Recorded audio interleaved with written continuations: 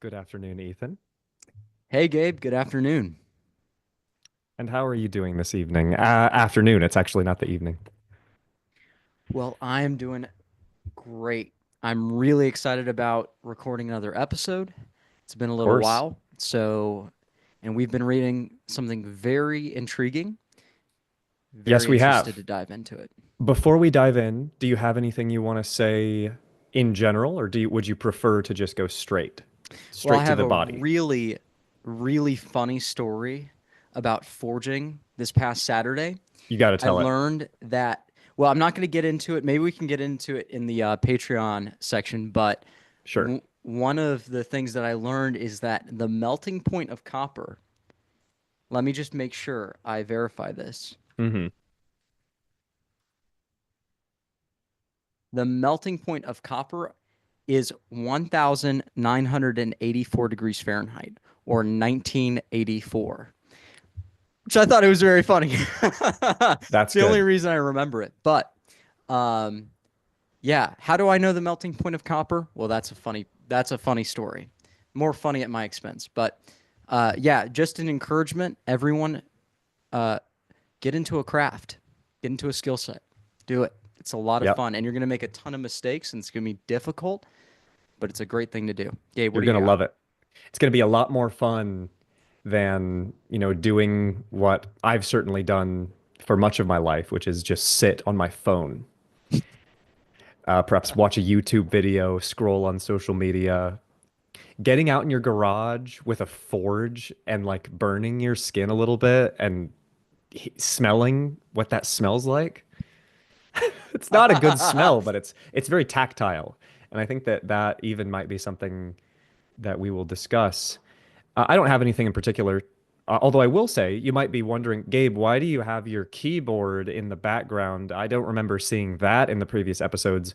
Well, the reason for that is because I brought it from my bedroom into this living room for a recording session that I had yesterday with a friend of mine. We did about 5 hours working on his new solo album, and it went amazingly well. It was a great time, very productive. He's a great guy, and he'll probably come on as a guest on the podcast at some point. With that being said, let's begin. I'd like to propose a little introduction to what we're going to be reading today. One of the books that we've mentioned many times on this program that Ethan and I have been reading is a book called The Gutenberg Galaxy: The Making of Typographic Man by Marshall McLuhan. Now, in the prologue to this book, Marshall McLuhan quotes from Edward T. Hall in his book The Silent Language. He uses a block quote as a reference point for how he, and by he I mean McLuhan, how McLuhan conceives of what technology is. So I'm going to read a quick little excerpt here. The inevitable drive for closure, completion, or equilibrium occurs both within the suppression and the extension of human sense or function. Since the Gutenberg galaxy is a series of historical observations of the new cultural completions ensuing upon the disturbances, first of literacy and then of printing, the statement of an anthropologist may assist the reader at this point. And here's the beginning of the quote from Edward T. Hall. Today, man has developed extensions for practically everything he used to do with his body. The evolution of weapons begins with the teeth and the fist and ends with the atomic bomb. Clothes and houses are extensions of man's biological temperature control mechanisms. Furniture takes the place of squatting and sitting on the ground. Power tools, glasses, TV, telephones, and books, which carry the voice across both time and space, are examples of material extensions. Money is a way of storing and extending labor. Our transportation networks now do what we used to do with our feet and backs. In fact, all man made material things can be treated as extensions of what man once did with his body or some specialized part of his body. So, that is a great way of summarizing what could be called the colloquial or common understanding of what technology is.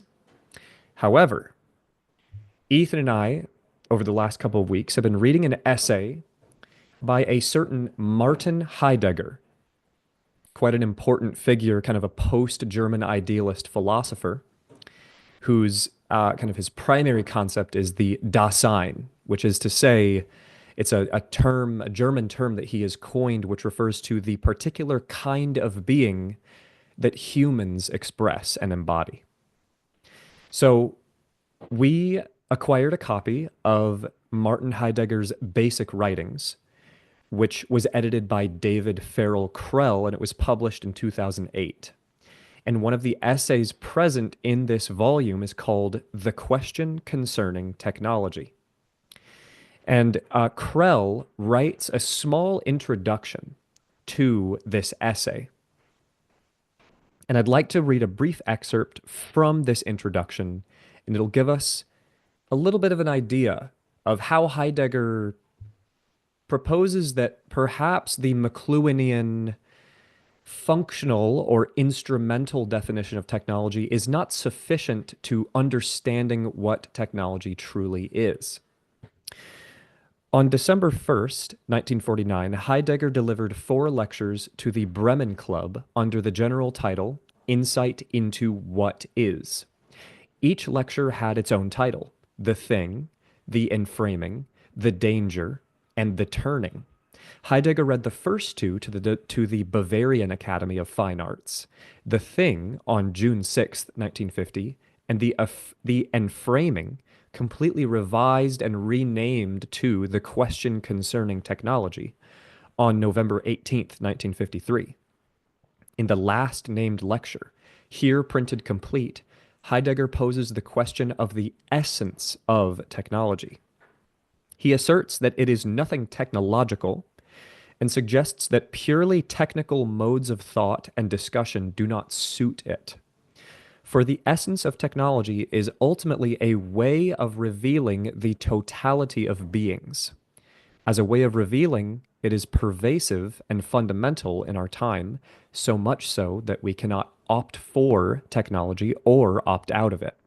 The advent of technology, and it is this historic essential unfolding or provenance that Heidegger means by essence, is something destined or sent our way long before the 18th century.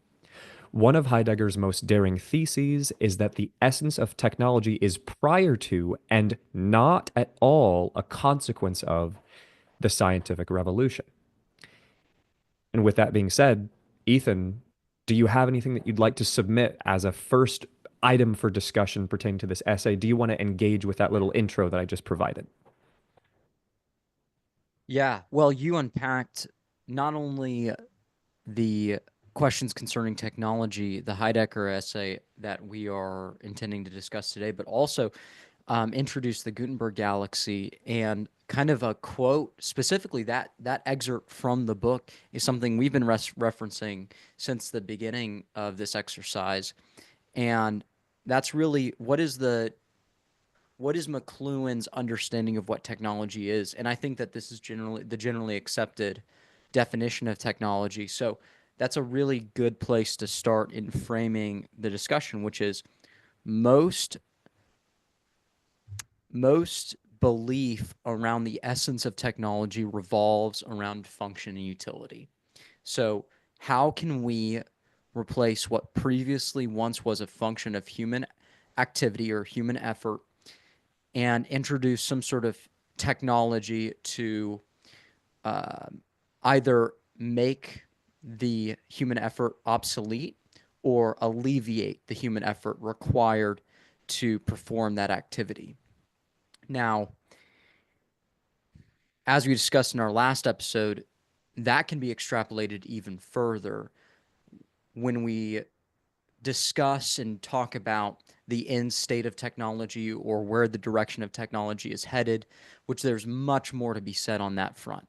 That being said, I don't want to just skip over what McLuhan has to say. And what McLuhan has to say is extremely insightful and I think very true as well. So this exercise of discussing what Heidegger, the questions concerning technology, what Heidegger has to say in this essay are very relevant and non-contradictory. I think that they only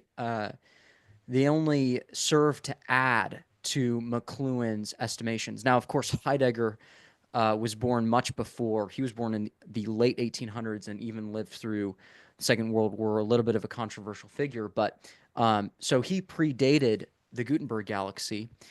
He predated McLuhan, but he certainly did not contradict him, and McLuhan doesn't contradict Heidegger. So what I would like to get at is technology as an essence, exactly where you started, but Heidegger has much more to discuss when it as it pertains to the essence of technology.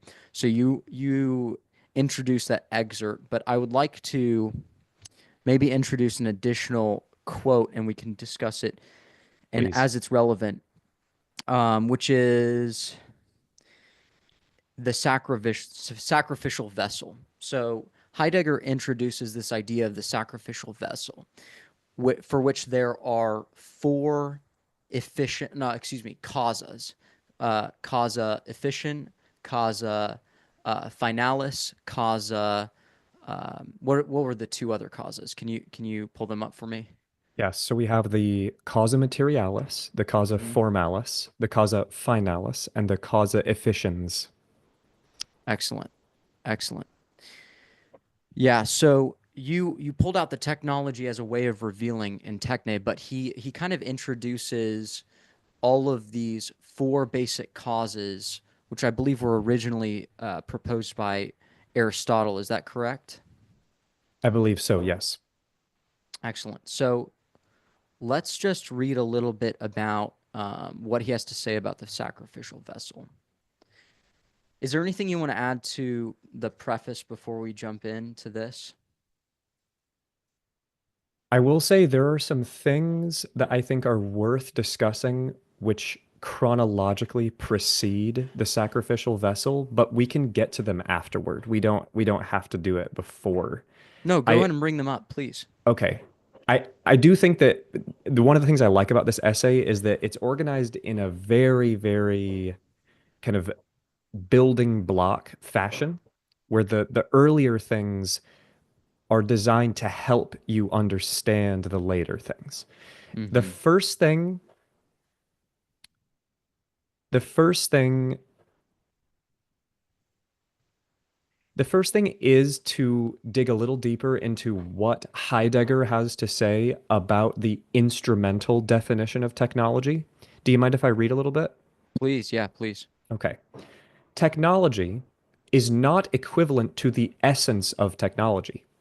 When we are seeking the essence of tree, we have to become aware that what pervades every tree as tree is not itself a tree that can be encountered among all other trees.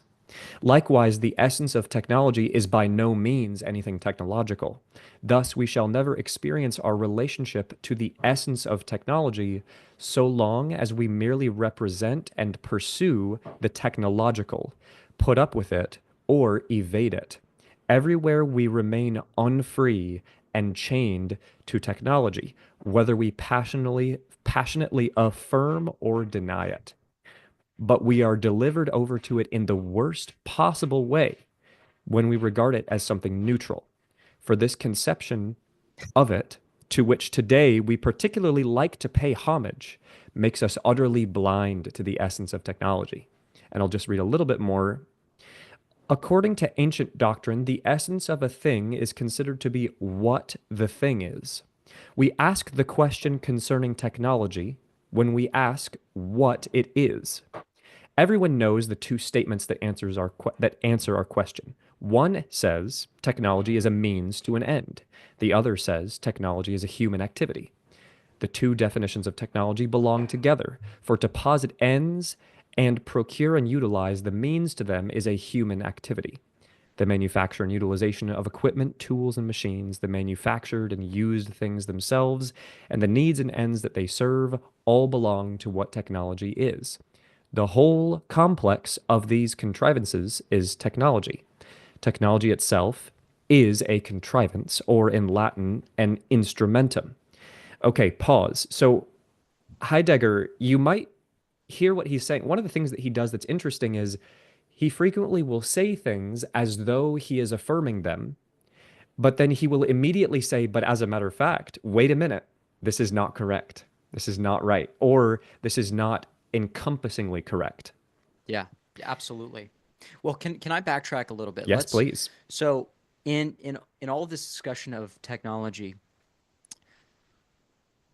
one of the things that comes to the forefront of my mind is the etymology of technology. Oh, yes. And Heidegger focuses on the techne Yes. aspect of technology.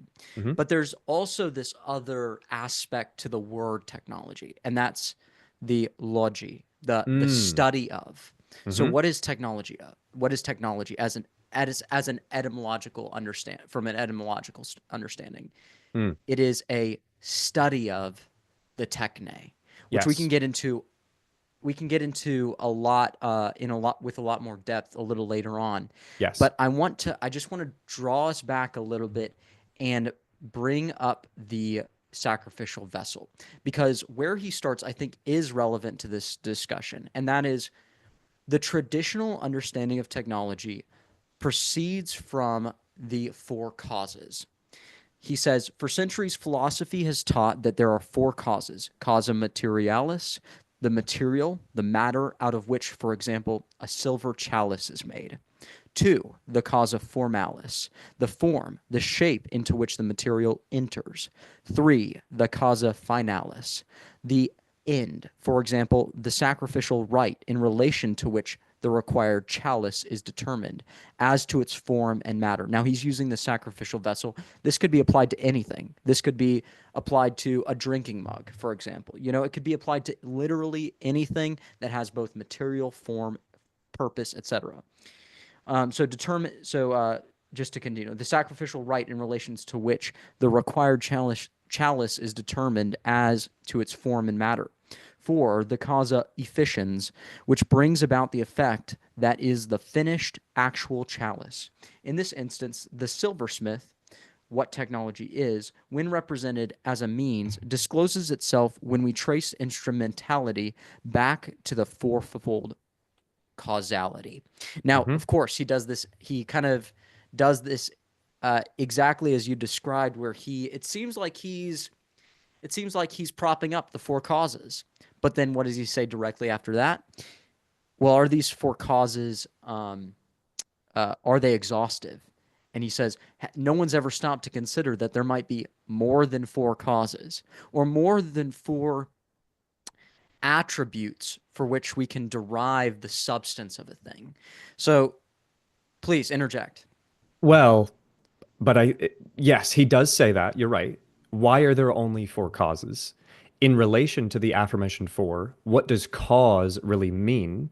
From whence does it come that the causal character of the four causes is so unifiedly determined that they belong together? So he is certainly doing what you're saying, but I think maybe even more importantly, he's asking, why are we positioning all four of these causes as though they are on a level playing field and that their relationship to one another is essentially flat and non-hierarchical, right? Is that kind of what you were getting at?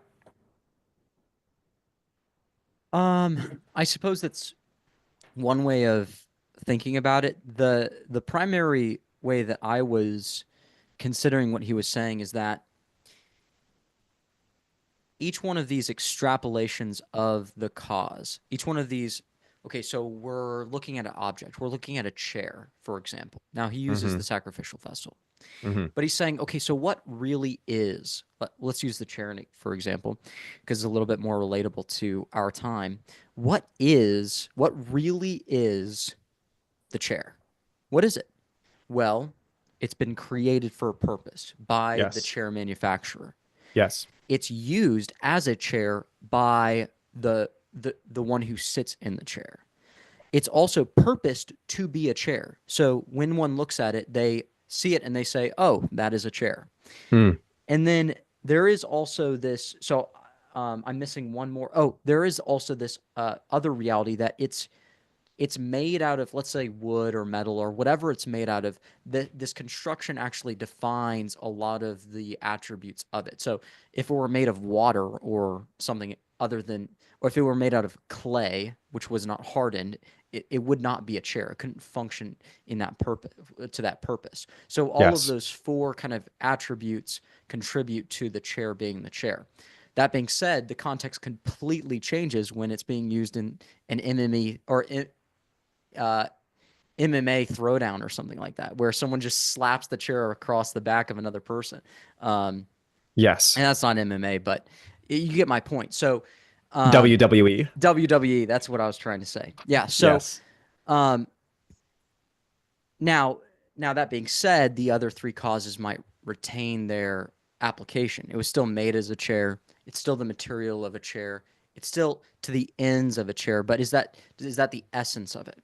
And he kind of discusses that. Now, why am I even talking about this? Well, the reason I'm talking about this because the nature of things actually plays into their purpose. The nature of things, I think, interplays with the human will to give them value, to give them use. And this is fundamental to the discussion of technology because Mm. a chair is a technology Hmm. in the McLuhan sense. In the McLuhan sense, when we talk about Yes. it is easing human effort, it is replacing where human effort may have once or it's augmenting human effort, right? Where Right, someone right. might and We don't and want to necessarily limit the scope of technology to I think that the way that McLuhan talks about it as an extension of human function is a yep, great way function. of putting it because Yeah. extension has no it has no baggage when you use it. It doesn't mean that it's making something necessarily easier for someone, but perhaps it does maybe it only implies that now the sense that a person has, perhaps the sense of sight that they have is now greatly extended by a telescope, Yeah. right? But the telescope, it may not necessarily improve or it's, you just want to, I guess, avoid moral judgment that is like packed into these terms, right? Yeah, Like because the I think easing of labor is a little bit packed with certain moral implications, right? no, it absolutely is. And well, so let's take a step back. Mm-hmm. Do you want to formulate some value judgments Mm. about the relationship that technology has to human function? And let me just add something to that. I want Mm. to bring it back to that thought I had about what the word technology actually is. And again, I really like how Heidegger expounds on techne, Mm-hmm. but there is this logi. There is this the study, the expansion, the growth. And in our day and age, we're seeing technology as an extension of human function expand even to serve as a replacement for thought, even, or an augmentation of thought, which that's a Absolutely. very deep rabbit hole. But it's only been recently that the questions concerning technology, which he kind of discusses as in framing, have had significant moral significance. Excuse me. Um, I didn't mean to repeat myself, but have Oh, good. had extreme moral significance, right? I Hmm. mean, he references the use of the atom to create energy, or Mm-hmm. not rather to create energy, but to encapsulate energy, Mm-hmm. or using the atom to destroy cities Yes. and life. And so, yes, there is a relationship to the human use, but I think that the whole question concerning technology is exactly that, is the relationship to human function, the expansion of human function, which No does question. carry baggage. It does carry baggage. No, So what are your no. thoughts? You're 100% correct about that. What I meant was, I think that the instrumental definition of technology, as we kind of begin to delve into the subject matter of like pieces like the question concerning technology, Gutenberg, Galaxy, etc., we just want to be cautious that we save our judgments for after we have appropriately established the field. And that is what I meant. That's fair. So That's very fair. like let me just propose this. This is a great excerpt that I want to draw out that Heidegger says, okay, well, wait a minute.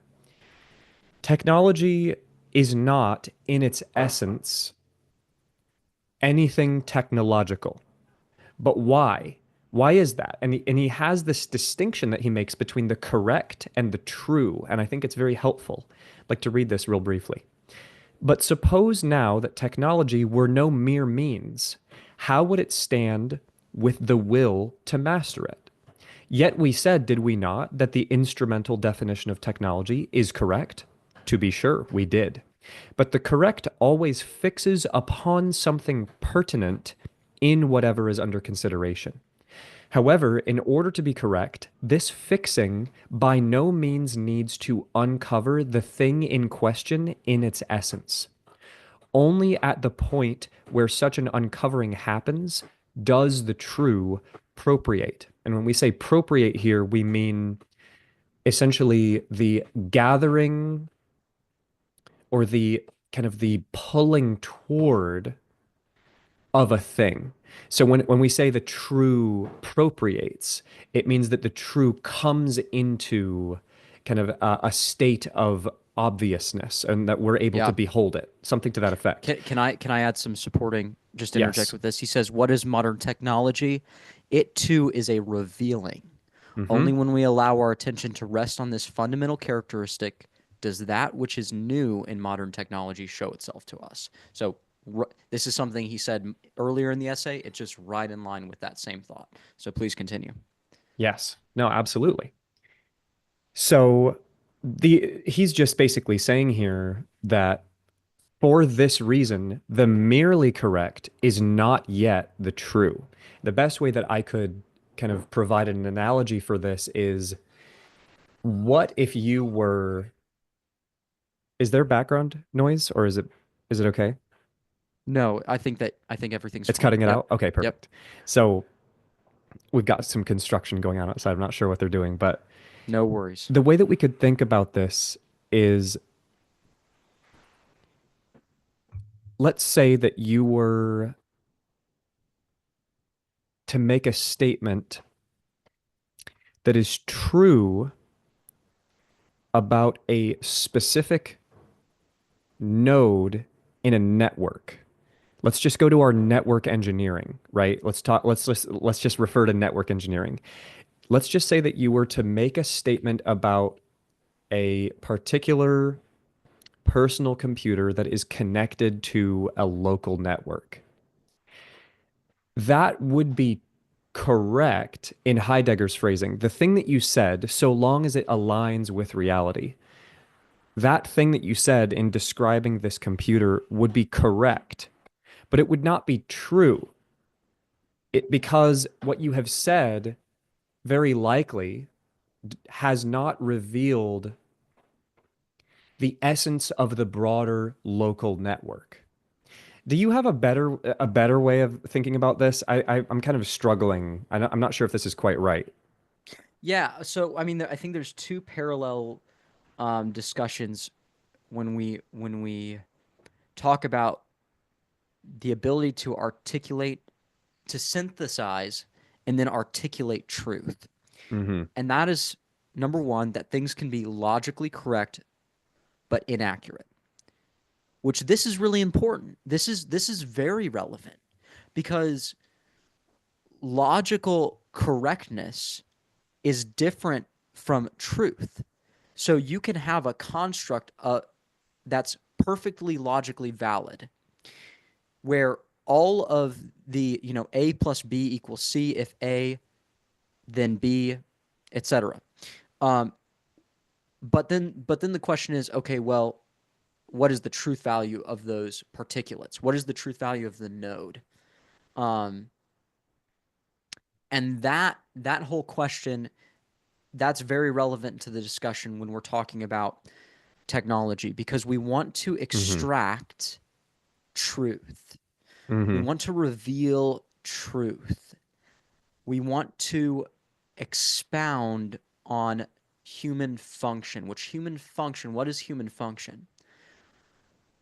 Well, in my estimation, human function very much is the relationship that humanity has to the material world, Mm. which And to itself. and to itself, which is to somewhat almost somewhat almost expose the knowledge of good and evil, the knowledge of the tree of the knowledge of good and evil, to expose the relationship, the interplay between matter, what is good, what is evil, and to play with those boundaries, right? Kind of referencing our previous episode and what you had to say on that. But what I mean by that is human function does have real impacts on humanity, which is why technology is very important, because technology as an augmentation or an expansion of human function has an impact on humanity itself. The atom being used to generate energy, or the atom being used to destroy life. Both are very complex, very um, very far down the line of human innovation, as far as all of the very intermediary steps that got us to the point of being able to do those two things. Very complex in history, even very complex in impact. But one is distinctively destructive, whereas the other is distinctively generative. Mm. Both birthed out of the same technology, Hmm. study of truth, revealing of truth, as Heidegger says. This is Well, why it's important to me. yes. This is why Yes, it's yes, yes. important. Yes, It's good important call. because it does have moral implications. The Yes. It does have moral implications, and so Yes. now we live in a society where innovation is idolized. Yes. Doesn't matter what the innovation, what the cause of the impact of the innovation is, as Right. long as it can be marketable, as long as it can be commercialized. Right. Innovation, you want to be an innovator, right? You want Yes. to be a wave maker. Yes. But then the question, okay, well, what happens when the wave hits the shore? You know, Correct. that's an important question to ask. And I think that Heidegger emphasizes this when he discusses the the supreme danger of technology. Do you have that excerpt pulled up? If not, then I think I can pull it up. I do. We're jumping pretty far ahead to go straight to the danger, which I'm okay with. Well, I think there's another really important point to discuss after. We're about Sure. halfway through the hour, so it might not be a bad place to jump there. I don't know. What are your thoughts? Do you have any other thoughts on um There's a lot. The thing is there's actually a lot here. okay, please let's backtrack a little bit then. It's just difficult to decide what's important and what's not I know there's so because many really good. yeah, we got to compel all of the listeners to please go read this essay. It's amazing and very helpful to coming to a more nuanced understanding of technology. Yeah, while you pull that up, why don't I read just I want to read an excerpt from earlier in the essay Hmm. that just kind of it exemplifies the impact of some of the things Heidegger has to say on this. He says, "The essence of freedom is Hmm. originally not connected with the will or even with the causality of human willing. Freedom governs the free space in the sense of the cleared, that is to say, the revealed, to the occurrence of revealing, i.e., of truth.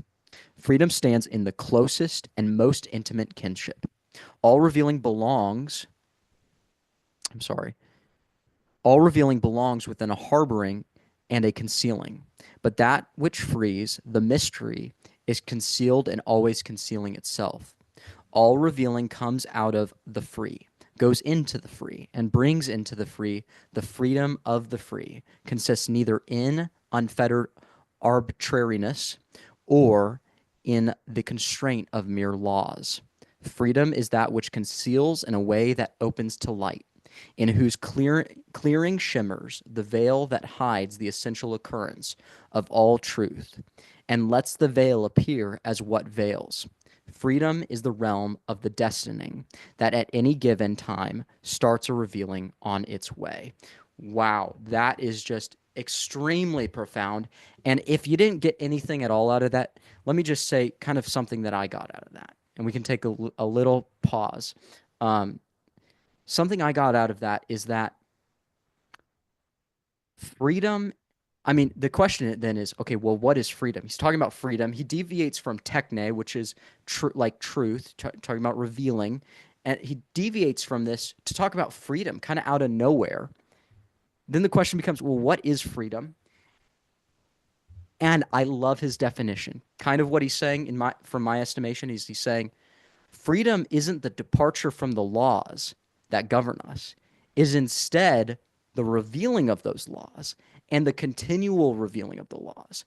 Unification with truth. I mean, he's going from truth to freedom. He's not saying the abolition of laws, because what is freedom the abolition of laws? It certainly cannot be, because if we abolish, the laws of gravity, where would we all be? We would all be non-existent, right? Mm. Um, and I kind of wrote a little note here. I'm reminded of Superman. Why is Superman idolized?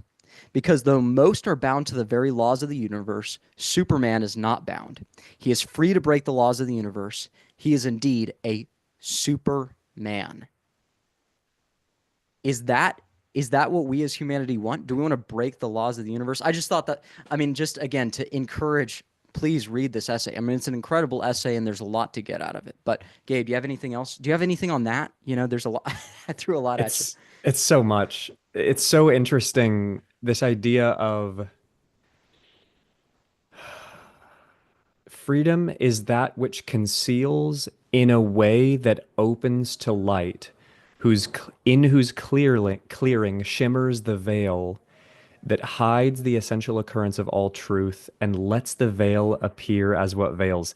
It's very difficult to see what he's doing here, but I think maybe the key that we can kind of focus on is the freedom of the free consists neither in unfettered arbitrariness, which would be to say what most people think of as freedom. I think most people think of freedom as ultimate escape, escape from structure, escape from obligation, escape from law, responsibility, but that's not what freedom is, according to Heidegger. But then he says here, it's also, freedom is neither also in the constraint of mere laws.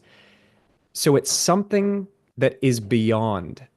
It's something which is kind of a synthetic sublation of these two things, something which takes unfettered arbitrariness and the constraint of law, collides them together, and then some sort of phoenix arises out of that collision, which is freedom. It's yeah. It's to go back to your networking engineering analogy. Mm-hmm. It's understanding that the node is a part of the greater network. Mm-hmm. And it's understanding the network. It is the technology. It is the exploration of the truth, the Yep. revealing of the truth. That's the freedom. Mm. That's the freedom. The truth is freedom. And abiding Yes. in truth is freedom. Departure from truth is chaos. And chaos is it's ultimately death. Chaos is death. Yes. I do have something. I have a couple Please. things, Yep, if you I do. may. Okay. So this is the kind of thing that we could just do such an extremely long episode about, talking about like presencing and occasioning, poesis, Yeah. thesis, aletheia, techne, standing reserve. I've just got so much stuff, and it's just a matter of selecting what's important. But I think that what's especially important is, first of all, let's just briefly talk about techne. Yep. Techne is bringing forth. That's what Poesis. techne is. Techne, well, yes. So poesis, you're right. Okay, so poesis is bringing forth. Techne belongs to bringing forth. To poesis, it is something poetic. But here's the thing: poesis and physis or thesis, these are two different kinds of revealing. And there also is a third. There is a third, and we get to it at the end of the essay. But Well, before we jump to the third, I'm not going to is get to the third, but you go okay. ahead. Is techne also, does he describe techne as a derivation of telos, as of purpose of truth? So I know that he does indeed use telos, but I don't remember exactly in what way. Yeah, he quotes this Aristotle quote. This is Oh, on please. page 282. Hmm. Um, I'm not gonna read it because it's in Greek and I can't read Greek. Okay. But basically, the translation. So he goes from saying, "Moreover, Aristotle fought in his time precisely to make thought, inquiry, and assertion always um, what corresponds to that which shows itself in beings." In the same place, Aristotle expressly says telos, and that issue, which in the case of productive knowledge is the product in the knowledge of nature, is the unimpeachable evidence of the senses as to each fact. I think this is actually from one of his earlier writings. Let me Mm, just verify. Yeah, that's from one of his earlier writings, but a relevant fact to his understanding of the interplay of telos and thought. But yeah, no. So indeed. that which gives bounds, that which completes this. In this sense, it is called in Greek telos, which is all too often translated as aim and purpose, and so misinterpreted. The telos is responsible for what as matter and what as aspect are together co-responsible for the sacrificial vessel. Talking about the relationship between the matter and purpose. Um, Very interesting. And kind of expounds on the TLAD, which I introduced last episode. And I incorrectly said telios, but my intention was to say telos. So I just wanted to correct that for the record here. And For that sure. essay will also be out, I think.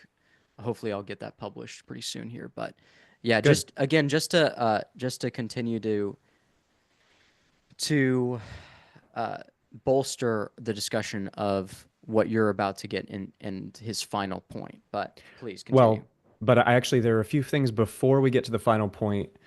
Um, it's important to draw the distinction between poesis and physis.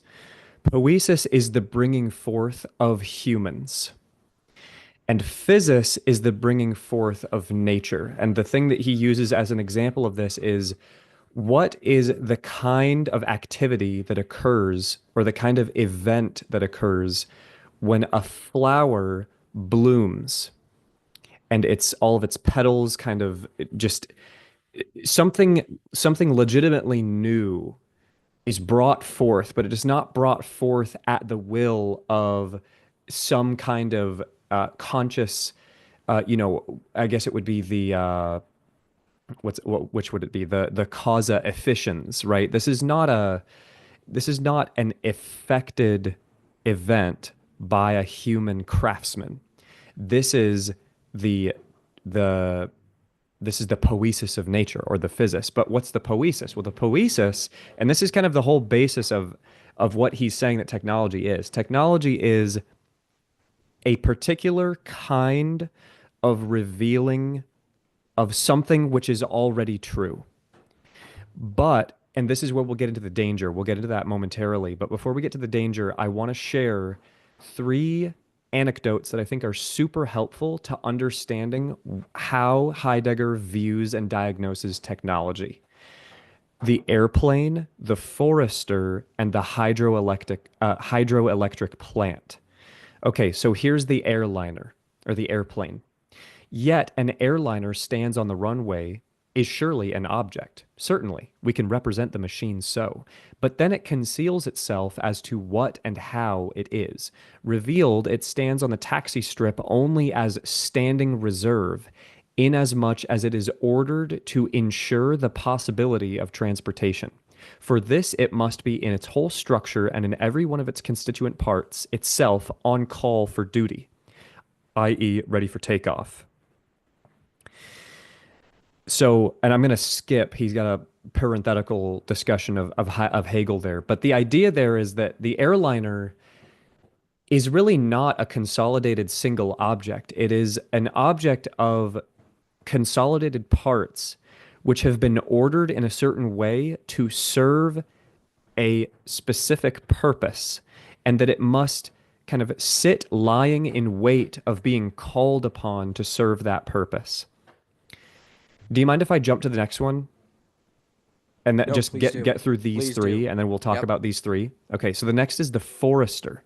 The forester who measures the felled timber in the woods and who, to all appearances, walks the forest path in the same way as his grandfather did, is today ordered by the industry that produces commercial woods, whether he knows it or not. Important to remember that ordered here doesn't mean instructed. It doesn't mean that someone is receiving orders as though from an authority figure. It's more so that he is being placed into a system of ordering, a system of organization is a better way of putting it. Just to keep that clear, he is made subordinate to the orderability of cellulose, which for its part is challenged forth by the need for paper, which is then delivered to newspapers and illustrated magazines. The latter, in their turn, set public opinion to swallowing what is printed, so that a set configuration of opinion becomes available on demand. Yet, precisely because man is challenged more originally than are the energies of nature, he is never transformed into mere standing reserve. Now, the last one, the hydroelectric plant. I'm not going to Real read quick. this one. Yeah, you go ahead. I just wanted to I wanted to ruminate on what he's presenting here with the impact of the distributed paper. Mm-hmm. This plays into, I mean, we talked about use, right? And how use has an impact on the essence of technology, causa efficiens, which he says, maybe the four causes aren't exhaustive, but I think that this might fall into causa efficiens. Would you agree? Well, what he actually says is the Oh, silversmith considers carefully and gathers together the three aforementioned ways of being responsible and indebted. So what Heidegger actually says is that the causa efficiens, which is to say the person or the actor responsible for the bringing forth, is the dominant cause over the other three. well, I don't want to depart too much from this point, and that's the Hmm. impact of the paper affect is to change the mind of the the reader of the Yes. paper, which Yes. again, I want to consider why something like McLuhan's Gutenberg galaxy might be so relevant Yes. to the discussion of technology, because McLuhan is a media theorist, and we live in an age where technology is no longer just the factory. It's no longer just producing lumber and steel and automobiles. Technology is the primary mode of influencing thought. Right. It That's is a producing consciousness. producing consciousness. And so that is something that's very important to consider when we think about the impact of technology. Now, again, we're really trying to strip down so many of these preconceptions of what technology is and get to the fundamental. I mean, that's so much of what this reading is about, is stripping down those preconceptions. But I want to, it just hits me the impact of the Gutenberg press. Hmm. That is extremely impactful, because for the first time in history, thought was able to be exchanged at such rapid and inexpensive rates. And that's very important to think about. So And anyway, please continue. standardized. And That's even standardized. more importantly, perhaps, is the standardization. There's Yep. something I want to insert here. I want to remind myself, and perhaps you and the audience, that even though Heidegger says that the causa efficiens, which is to say, the craftsman, is kind of the dominant cause with respect to the four, he also says something else extremely important that we must not forget about. Quote, who accomplishes the challenging setting upon through which what we call the actual is revealed as standing reserve? Obviously, man. To what extent is man capable of such a revealing? Man can indeed conceive, fashion, and carry through this or that in one way or another, but man does not have control over unconcealment itself, in which at any given time the actual shows itself or withdraws. The fact that it has been showing itself in the light of ideas ever since the time of Plato, Plato did not bring about. And here's the key point: the thinker only responded to what addressed itself to him. This is so important because this reminds us that thought and technology, I guess a good way of putting this, right, and you, Ethan, you and I have discussed this before. It's this fact that human beings, we do not actually generate our own thoughts. We can kind of call upon thoughts, but generally we don't. Generally, thoughts enter into our awareness and we observe them as we think them. And in fact, to think thoughts is much more of an observation than it is a generation. And so this is what I think, saying is Well, that, go ahead. I want to add to that, and I'm sure you don't mean that essentially that humans are autonomous, are are non-autonomous thinkers. So that we ingest information, and that information formulates our mode of thinking, and then we express that thinking through human action, or even don't express that thinking at all. That we are responding to our environment. And I don't think that's comprehensive. I just want to add to that a little bit, and that's two things. Number one, I think that, as we've discussed earlier, we have the opportunity to choose what we expose ourselves to, of what we know that there is to expose ourselves to, right? So the information that we have available to expose ourselves to might be finite. It's not infinite, but we can select. And I love your quote about not reading bad books. The key, the key to learning is not just in the reading of good books, but is in the not reading of bad books, because you have only so much time. So number one, we have the opportunity to choose what we expose ourselves to. And I also think that we do have the ability to ingest a thought and then say, okay, what are the deviations of this thought? Mm, What are the permutations of adjustments that I can make to this hmm thought? Right? So we don't just have thoughts and then we finalize exactly on what we ingested. No, I mean, this is the eureka moment. This is the meditating on all the information that you ingest, synthesizing it in a way that you feel is, or a way that you believe is meaningful, and then expressing or articulating that synthesis in a various multitude of ways. So I just want mm, to say that I think that the human will has a very unique interplay with thought. That being yes. said, revelation, the revealing, what I mean by Mm. revelation, the revealing of information, revelation is very important to human thought. Not necessarily information, by the way. Perhaps you mean being I mean, or actually, truth. I mean both. I'm Oh, actually mean okay. both. Well, the revealing of truth, hmm which again I think will translate directly into the supreme danger. But It does. Do you mind if I just say, to answer you, please, I agree completely. And I want to just put a pin, I want to put a point of emphasis upon the fact that To observe thought, this is the distinction between man and animal. There is no doubt that thoughts take place in the minds of animals, but they do not observe them. So the word observe, it might seem as though observe is a passive verb or a passive act, but I don't mean it in that way at all.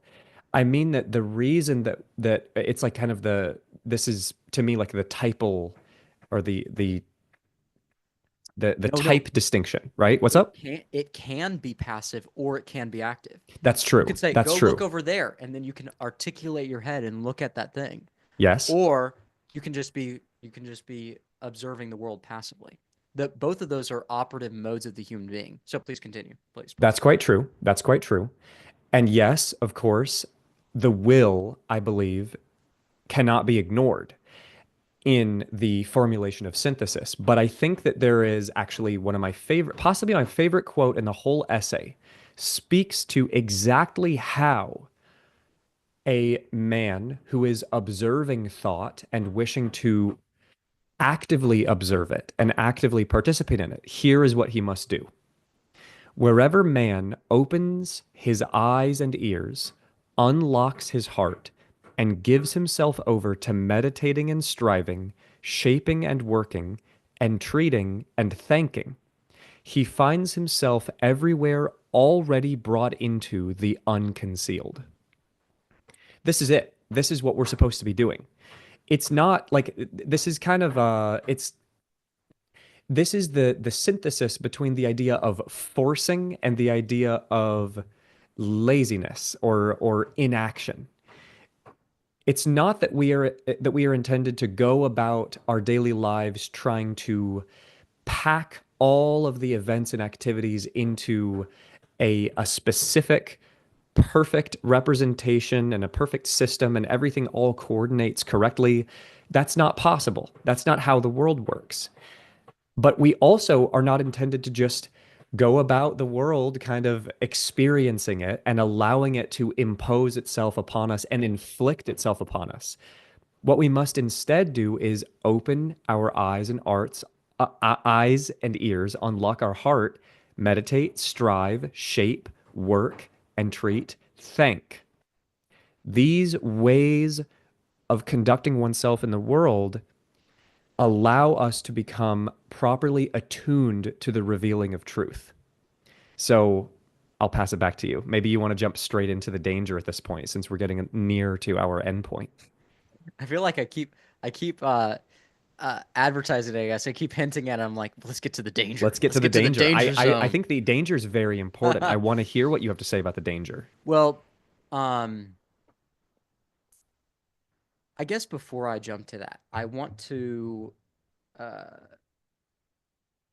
I want to, your essay on the good citizen came to mind, and Mm, I want to recommend everyone read Gabe's essay on the good citizen. It's a phenomenal essay. I really enjoyed reading it, and I thank you for writing it because I think it was very insightful, and we don't want to just we don't want to just talk about these philosophies to no ends. We want them to be actualized in meaningful ways in our lives, which is why, we kind of bounce around between the politics, the philosophy, and the practical, because there's an interplay between all of that, that triad that's very important. And that's that you don't just ingest knowledge and then you sit on it. No, you go into the world and you use that knowledge to benefit others, which is part of the exercise that we're endeavoring on with margin for thought. And the good citizen piece that you wrote, I think, kind of hammers on this. I'm not going to over review it, but um, please read it. And it kind of it I think plays directly into exactly what you're talking about. And that's, we're going to encounter information and we need to actually participate in society in a meaningful way. And yeah, so I just wanted to highlight that, and it brought to mind that essay, and I was thinking about, okay, well, what are the pragmatic ways you talk about, like, for instance, everything he said: meditating, striving, shaping, working, treating, thinking or thanking. thankfulness. Mm-hmm. All of these are very practical applications, which is kind of a shocking or stark contrast to basically the rest of the essay. Every single one of these is very tangible. So just wanted to highlight that as well. I totally I appreciate the shout out. I it is the essay of which I am the most proud, I think, of almost anything I've ever written. It's a great To essay. bolster your point, I want to read a quick quote from Boris Groys, who's a literary professor, art theorist, and interesting guy, and it coordinates so well with what you just said. Quote, thus, for Alexander Kojève, the revolutionary subject is not a desiring, explosive human breaking the dominating order in the name of liberation of the body and its natural desires, alterity, or suppressed unconscious drives, but instead a monk or an ascetic philosopher who left a monastery, nunnery, or an academy to change the world by action and work.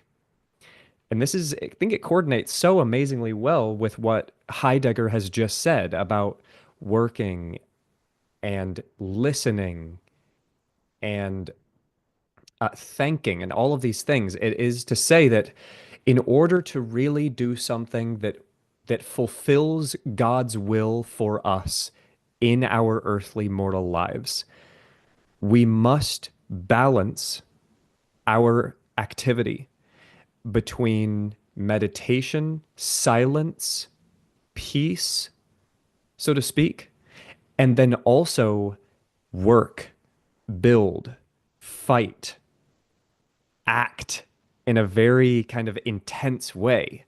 But we must not get confused and feel as though one of these is more important than the other. They must be endeavored toward simultaneously and in parallel. Correct?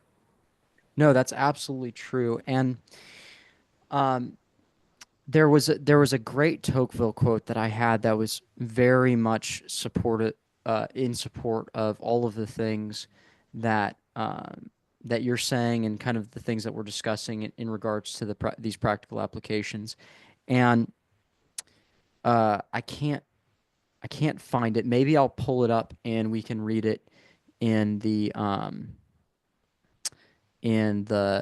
Patreon part of this recording. But to summarize the excerpt, basically what he says is, how long have we lived in a society where we divorce every single aspect of human existence, where we've divorced virtue and thought, where we divorce, or where we separate or ignore the relationships between, you know, philosophy and politics, where we ignore the relationships between really, truly growing ourselves, thinking, and being.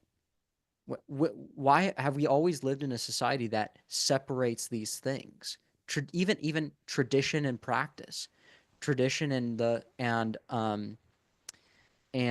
realizing our own experiences.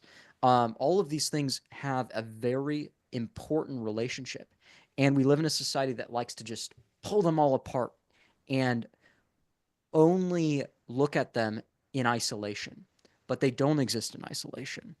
And just to kind of drive it back into this discussion of technology, Mm-hmm.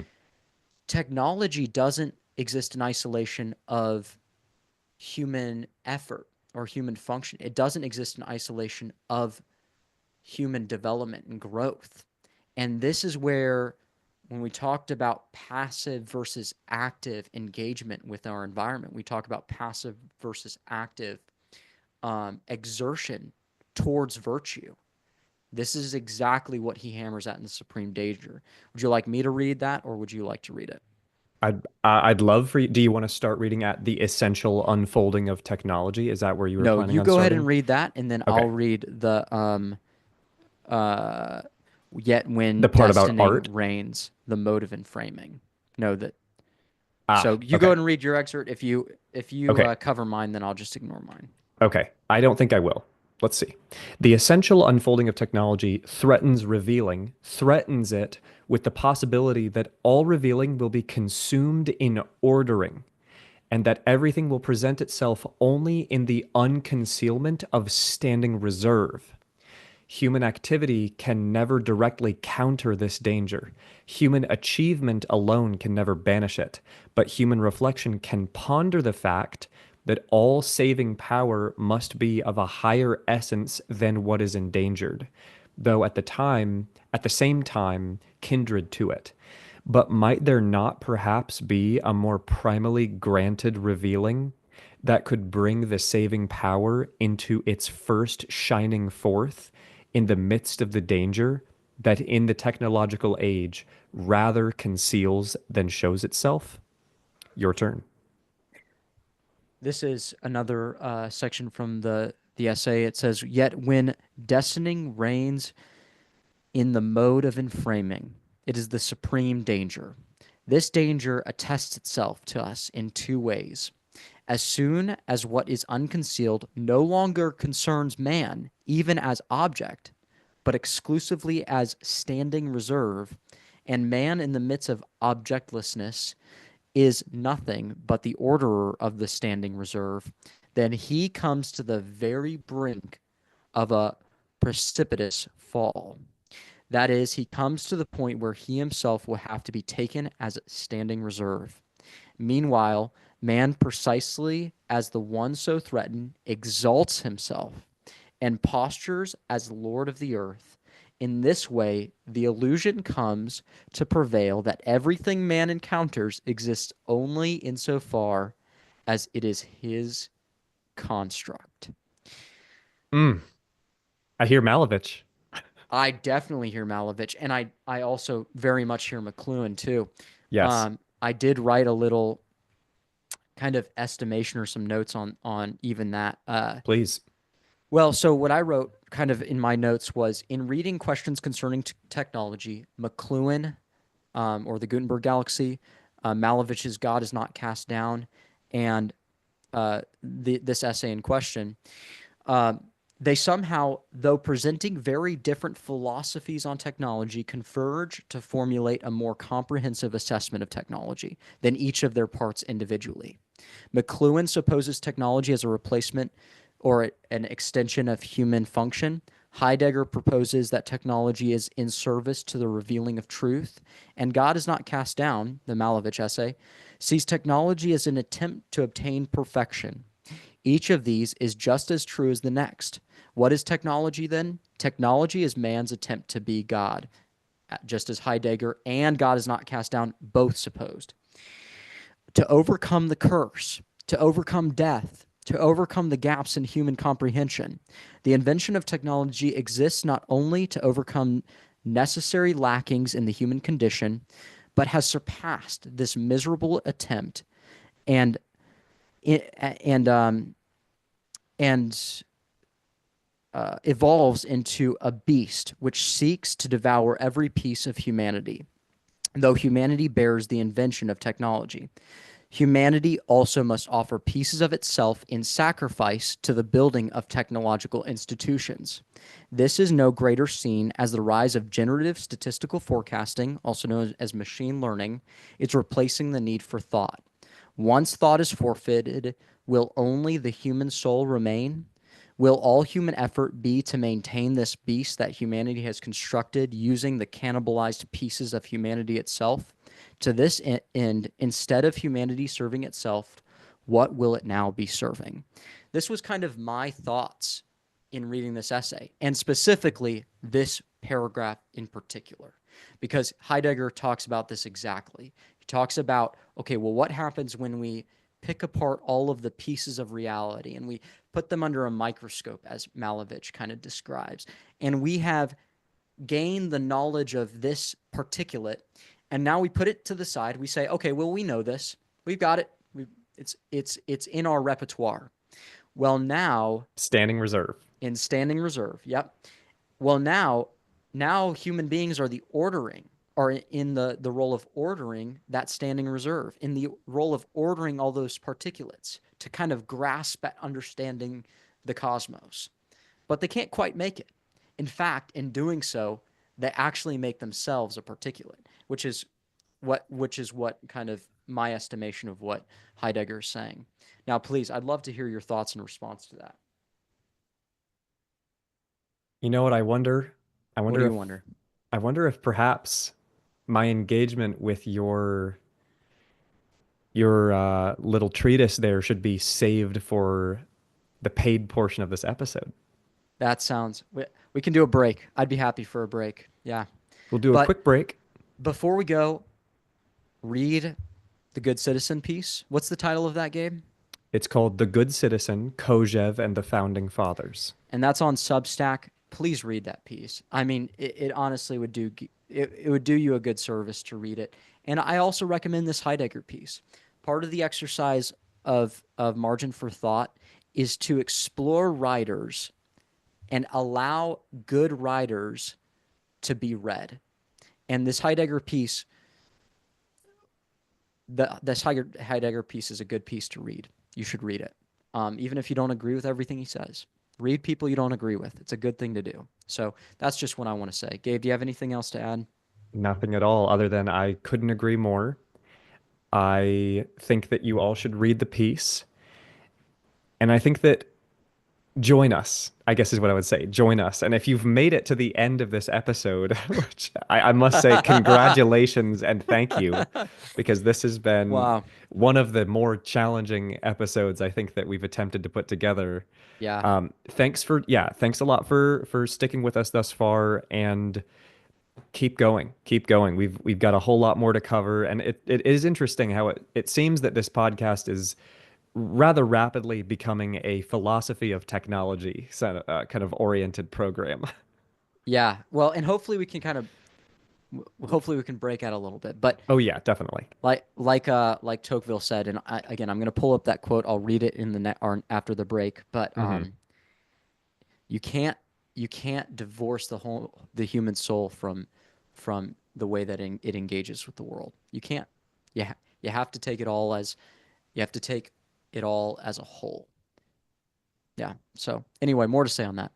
Great. Okay, well, at this point, we're gonna take a little break. Please join us. Check the link in the show notes for the continuation of this conversation. The full episode is available on Patreon, $5 a month. We would really appreciate it if you would be willing to throw us this small amount simply to help us, frankly, afford the materials that we are using in order to put this program together. We're definitely not looking to make a profit from this.